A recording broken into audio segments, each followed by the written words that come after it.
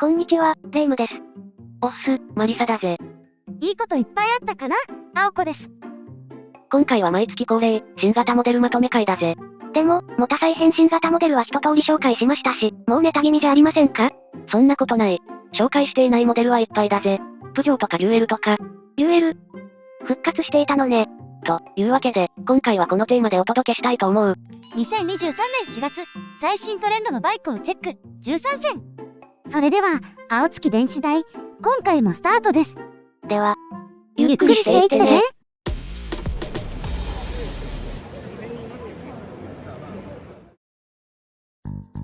今回の話の流れはこんな感じだ。2023年4月、バイク新車情報13選。ニューモデル編。マイナーチェンジモデル編。EV モデル編。です。じゃ、はじめご。ニューモデル編。まずはニューモデルからだ。ハーレーダビッドソン X500。中国サイトで X350 が発表されてましたが、間髪を入れずに X500 が登場だぜ。X シリーズがハーレーでどのような展開されるか、興味津々です。発表されているカラーバリエーションはこちら。ダージリンブラック、ジョイフルオレンジ、ライトシルバーの3色だ。X350 のスケールアップ版じゃなく、新デザインできましたね。ベースはベネリのレオンチーノ500って話だ。タンクとシートの造形以外は同じだ。リアカウルとシートのデザインが面白いですね。エンブレムを隠して走ってたら、なんて言われるかな？スズキの新型ですか？とか？それはない。で、国内導入については、ヤングマシン5月号に関連コメントがありましたね。国内導入されたら、絶対ニュースにはなると思うけど、売れるかどうかは未知数だな。価格次第。主要装備はどんな感じですか？メーターは機械式のアナログメーター、透過類はフル LED だな。足回りは極太の倒立フロントフォークに、フロントブレーキキャリパーはラジアルマウントの4ポット。ちなみにレオンチーノ500の排気量は 449.8cc だけど、X500 は 500cc だ。サバ読み排気量ではない。では、X500 のスペックはこちら。エンジンは並列2気筒 499.5cc、最高出力は 47.6 馬力 RPM、最大トルクは 4.69kgm/6000rpm。シート高は 820mm、車両サイズは2135、重量は 208kg。ガソリン容量は13リットルで、燃費は 20.6kg。航続距離は 267.8km、ガソリン仕様は不明だぜ。現地の新車価格は未定だ。プジョー元シクル、XP400、GT。WRC では205ターボ16でおなじみのプジョーが作ったバイク、XP400GT だ。ルート16ターボ？今年でプジョー元シクルは125周年。ニュージェネレーションラインってことで新型モデルを引っ提げての登場だ。発表になっているカラーバリエーションはこちら。シャークグレー、スノーホワイトの2色だぜ。大型スクーター ADV といえば、ホンダの XADV です。なんちゃって ADV なんか、足元にも及びませんよ。何その説明。それに、XP400GT はスクーター ADV じゃなくて、スクーター SUV だけどな。フロントのデザインがユニークだ。スクーターなのにくちばし要素も盛り込まれてる。それだと SUV じゃなくて、やっぱり ADV じゃないですか。その勝負受けて、ちなみに、バネっぽいものがリアカウルから覗いてますが、これはリアサスの一部ですか？アーチサスペンションという独自機構だぜ。でもその仕組みは調べたけどわからなかった。わからないけど、かっこいいからよし。ちょっと注意したいのは車重だ。XP400GT は 231kg だ。XADV は 745cc で 238kg なので、ほぼ同じだ。排気量が小さいから軽い、ってわけじゃないんですね。主要装備はどんな感じですか？メーターはフルカラー TFT 液晶、スマホ接続、スマートキー、透過類はフル LED。トラクションコントロールも装備しているぜ。では、XP400GT2023 のスペックはこちら。エンジンは単気筒 399cc、最高出力は約36馬力 8150rpm、最大トルクは約 3.88kgm/5400rpm。シート高は 815mm、車両サイズは2190、870、1190。重量は 231kg。ガソリン容量は 13.5 リットルで、燃費、航続距離、ガソリン仕様は不明。新車価格は 115.5 万円だ。公式サイトでは入荷未定となっているぜ。プジョー元シクル、PM01、125、300。プジョーの P、元シクルの M、プジョーの原点、ブランドの DNA を具現化したモデル、PM01300 だ。XP400GT と同じく、これまた独特なデザインのバイク。発表になっているカラーバリエーションはこちら。シャープホワイト、ジェットブルーの2色だな。300cc、125cc ともに同じカラバリだ。目を奪われるのは、ライオンズクローですね。ヘッドライトとテールライトにある、縦3本のアイコンだな。鍵爪跡がモチーフのデザインだ。これ光るの？もちろんだ。インパクトありまくりのデザインなので、EV バイクに見えてきましたよ。確かに。シュラウドカバー周りが丸ごとバッテリーになっても違和感ないな。主要装備はどんな感じですか？メーターはフルカラー TFT 液晶だ。スマートフォンとのコネクト機能も搭載している。フロントサスペンションは 41mm 倒立型フォーク、スイングアームマウントフェンダー、リアにもライオンズクローだ。では、PM01-2023 のスペックはこちら。エンジンは単気筒 124.8cc、最高出力は約 13.8 馬力 9500rpm、最大トルクは約 1.12kgm/7500rpm。シート高は 810mm、車両サイズは 2040×830×1095、重量は 152kg。ガソリン容量は 12.5 リットルで、燃費、航続距離、ガソリン使用は不明だぜ。新車価格は 59.4 万円だ。プジョー元シクル、ツイート 125-200GT。大口径ホイールで、細かい凹凸が多い石畳もスムーズ。フランス人のパラブーツ、ツイート 125-200GT だな。このモデルも、ライオンズ黒が目立っていますね。発表になっているカラーバリエーションはこちら。グラファイトグレーの1色だ。カモメ型のハンドル周り、一眼ライトなど、先代は曲線デザインでレトロな感じでしたが、新型は曲線で構成された幾何学デザイン、カウルと一体化したライオンズ黒は、鋭い雰囲気ですね。夜見かけたら、なんだあれはってなりそうだ。排気量だけど、ツイート125は文字通り 125cc だが、200は 170cc な。またしてもちょっとサバ読み。主要装備はどんな感じですか？大型の多機能 LCD メーター、USB ソケット、コンビニフック。シートか収納シートかトランク、前後連動式ブレーキだな。では、ツイート 125GT2023 のスペックはこちら。エンジンは単気筒 125cc、最高出力は 11.4 馬力 8500rpm、最大トルクは 1.05kgm/6500rpm。シート高は 790mm、車両サイズは 2020-125×165、重量は 106kg。ガソリン容量は 5.5 リットルで、燃費、航続距離、ガソリン使用は不明だぜ。新車価格は 39.05 万円だ。125cc は2023年6月頃、200cc は2023年7月頃の入荷予定です。UL、スーパーツーリング。どこから見てもゴンス、いや、UL の新型スポーツツアラー、スーパーツーリングだ。なんか色々気になるところがたくさんありますが、発表になっているカラーバリエーションはこちら。オレンジの1色だ。このデザインですが、有名デザイナー J. ロイターとのコラボレーションで実現したスタイルなんですよね。何も似てない感じが素敵だ。あえて言うならゴンス。でも残念ながら、まだプロトタイプで、機能や装備は不明です。UL は、スーパーツーリングを世界最速のアダプティブバイクと表現している。きっとその名に恥じない機能が実装されるはずだ。では、スーパーツーリング1190-2025のスペックはこちら。エンジンは V 型2気筒 1190cc、最高出力は185馬力 10600rpm、最大トルクは 14.08kgm/6500rpm。サイズは不明。推定価格は21,995ドル、日本円で約 294.3 万円だ。価格もスーパーですね。黄色に塗る前に、芋売ってお金貯めような。マイナーチェンジモデル編。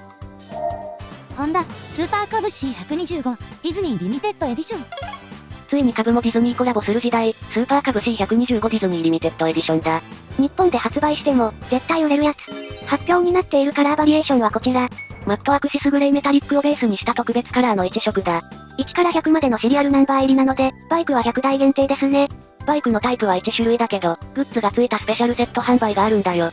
なんと、ジャケットとメタルミッキーフィギュア、ジャケットのみの2種類だ。どうやらフィギュアは数量限定みたいですね。バイクの方は、レッグシールドやサイドカバー、エンブレムがメッキーになってる。シリアルナンバー付きエンブレムは、ディズニー愛の証だな。でもさ、自分でステッカーやロゴをショップで買ったらある程度はなんとかなりそうだね。主要装備はどんな感じですか？メーターは外側がアナログ、内側がデジタルのクラシックなデザインに、スマートキーシステムも搭載だ。では、スーパーカブ125国内仕様のスペックはこちら。エンジンは単気筒 123cc、最高出力は10馬力 7500rpm、最大トルクは 1.0kgm/6250rpm。シート高は 780mm、車両サイズは1915-720セン、重量は 110kg。ガソリン容量は 3.7 リットルで、燃費は 68.8kgWMTC。航続距離は 254.56km、ガソリン使用はレギュラーだぜ。新車価格は44万円、グバイクの中古車価格帯は、26万8000円55万8000円で147台だな。タイホンダが展開するディーラー株ハウスは、独自のカスタムモデルは販売していますよね。日本でも購入できるといいんだけどな。タイが羨ましいタイ。ヤマハ、MT-07。実は、ツーリングで一度もすれ違ったことがない、ヤマハの MT-07 だ。今回のマイチェンでは仕様変更なしで、価格変更のみですね。発表になっているカラーバリエーションはこちら。パステルダークグレー、マットダークグレーメタリック6、ディープパープリッシュブルーメタリック C の3色だ。何にも変更はありませんね。価格変更のみだし。いや、それが変わってるんだよ。テールカウルのデカールカラーが。と、言われても、写真じゃわからないレベル。デカールの色が変わったことをリリースで発表するなんて、動画作り投稿初めて初じゃない？そんな気もする。単純な価格アップだと残念だから、なんとかひとひねりしてくれたんでしょうか。前向きな捉え方。で、価格はどれぐらい変わったの？ 2023年モデルが 83.6 万円。2.2 万円の値上げだな。ちなみに、欧州向け MT-07 の2023年モデルは、結構装備が変更されてる。メーターは欧州の新型トレーサー 9GT に採用されている5インチフルカラー液晶採用ポイし、スマホ連携機能も搭載だ。オプションだけどクイックシフター対応な。MT-07 はすっぴん仕様が売りの一つなので、2024年モデルがどうなるか気になるね。価格が上がるのは仕方ないが、ブレない対応を期待したい。じゃ、主要装備はどんな感じですか？メーターはネガティブ表示の LCD マルチファンクションメーターだ。透過類はすべて LED だな。では、MT-07ABS2023 のスペックはこちら。エンジンは並列2気筒 688cc、最高出力は73馬力 8750rpm、最大トルクは 6.8kgm/6500rpm。シート高は 805mm、車両サイズは 2085-780-1105、重量は 184kg。ガソリン容量は13リットルで、燃費は 24.6kg WMTC。航続距離は 319.8km、ガソリン仕様はレギュラーだぜ。新車価格は 83.6 万円。グバイクの中古車価格帯は、44万円149万8000円で150台だな。ヤマハ、X フォース、ロー。ローシートで足つき性アップ X フォースローだ。モタサイで実車を見ましたが、意外にかっこよかったです。発表になっているカラーバリエーションはこちら。マットダークグレーイッシュリーフグリーンメタリック2、マットダークパープリッシュブルーメタリック1、ホワイトパール、ブラック1の4色だ。ローシートを装備したアクセサリーパッケージなので、外観や仕様の変更はありませんね。本当に？本当に。でもさ、スクーターでローシートモデルって珍しくない？いや、そうでもないぞ。ヤマハはジョグでローシートモデルを発売してるし、シート高を下げて、乗りやすさを求める層が一定数いるってことだな。主要装備はどんな感じですか？メーターは、スマホ接続も可能な多機能デジタルメーターだ。ローシート設定となっても、シートかトランクの容量は約 23.2L と変更なし。5V に A の USB ソケットにコンビニフック装備だぜ。では、X フォース ABS2023 のスペックはこちら。エンジンは単気筒 155cc、最高出力は15馬力 8000rpm、最大トルクは 1.4kgm/6500rpm。シート高は 785mm、車両サイズは 1895-760-1120、重量は 130kg、ガソリン容量は 6.1 リットルで、燃費は 40.9kg WMTC。航続距離は 249.49km、ガソリン仕様はレギュラーだぜ。新車価格は 40.7 万円、グバイクの中古車価格帯は、26万6400円38万5000円で13台だな。ハスクバーナ、ノーデン901、エクスペディション。遠征という名前がついた特別モデル、ハスクバーナノーデン901エクスペディションだ。PV が素敵でした。雪、砂漠、沼地、山岳地帯など、901を軽々と操り、モンゴルを爆走する姿に憧れます。発表になっているカラーバリエーションはこちら。エクスペディション専用カラーの1色だぜ。ノーデン901は、2022年に日本初上陸モデルなんですよね。丸めの大型バイクって、愛着が湧いてきますよね。価格を除いてはな。まあ、色々装備追加されてますからね。オプションだったアイテムがほぼ全部装備されている。アンダーガードにサイドバックに大型スクリーン。サスストロークも 25mm 増加している。シート高は 875mm と 895mm だ。ハイシート設定でのシート高は、トライアンフのタイガー1200と並ぶ業界トップクラスだ。主要装備はどんな感じですか？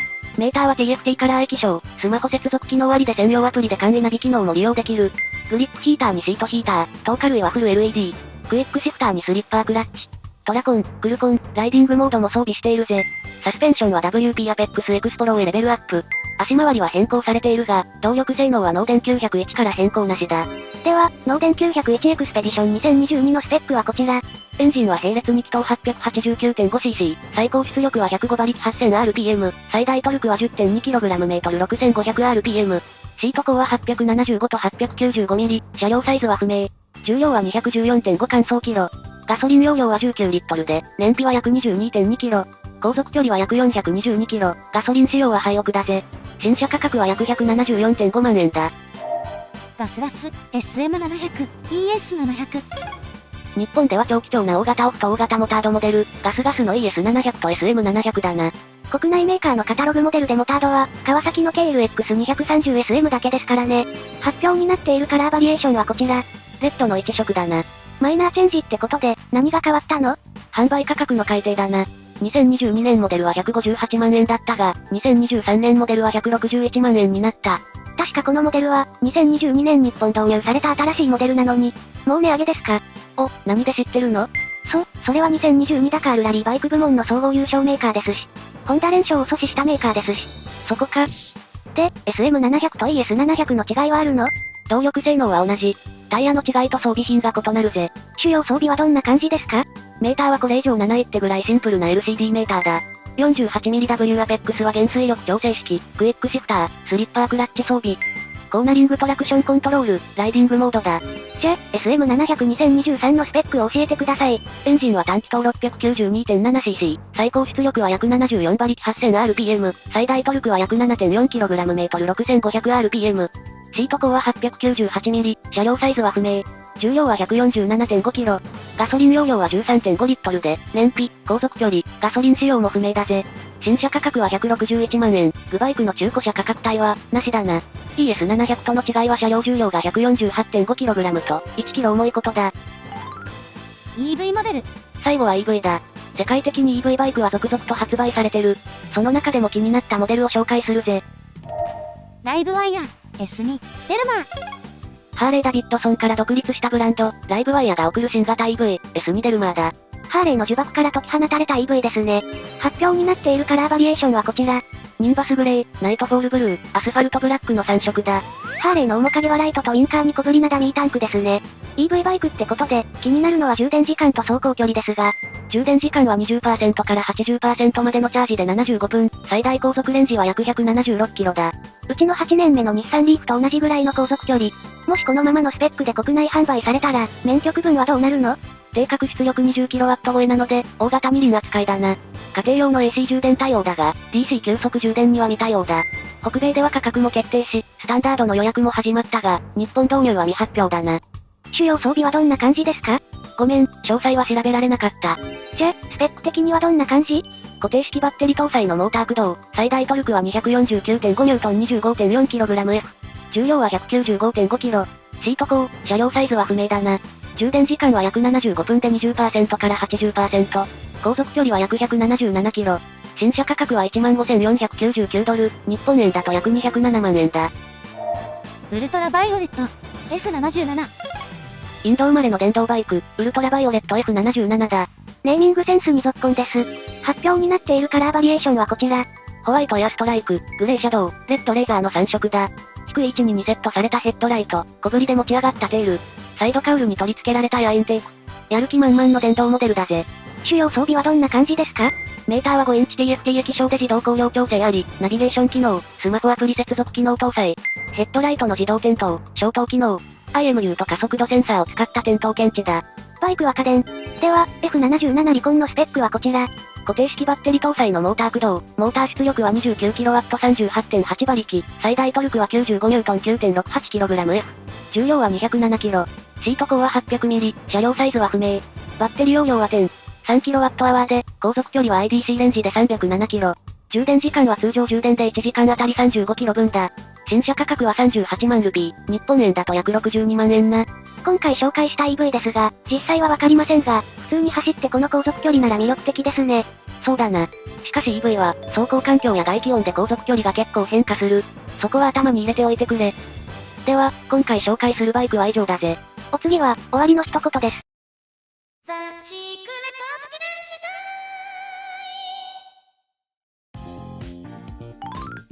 終わりの一言。最近暖かくなりましたね。バイクに乗るにはいい季節になってきたよな。ですね。でも、この時期はメーカーの新型発表が一段落して、新車情報好きには寂しい時期かもしれないですが。そんな時は、新しいバイクウェアやバイクアイテムを探すのもいいかもな。そうですね。最近ヘルメットを新調したいなと思っているんです。今使ってるシステムヘルメットは便利ですけど、少し重くて。それならこの間見つけた、空力性能が高くて軽量なヘルメットがおすすめですよ。いいものは、値段が高いですよね。確かにちょっと高めだけど、品質は良いからコスパもいいと思うぜ。なるほどね。考えてみます。それでは、次回の動画まで。1、2、バッバハイ。